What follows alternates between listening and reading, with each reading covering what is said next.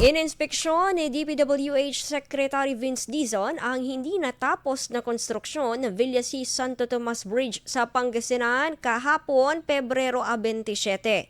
Layunin ng opisyal na matapos ang agarang pagkumpleto ng tulay kasabay ng pagtitiyak ng proseso ng mga proyekto maging ang mabilis na pagtatapos ng mga isinasagawang bypass roads sa iba't ibang panig ng lalawigan.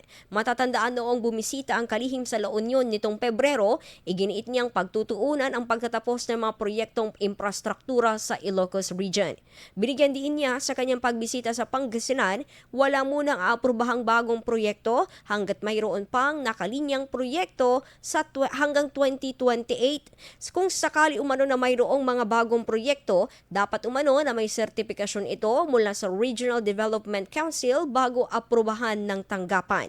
Iginit ng mga opisyal na magpapatuloy ang pagtutok ng pamahalaan sa pagpapatupad at pagkumpleto ng mga proyekto sa lalawigan upang mapakinabangan ng publiko.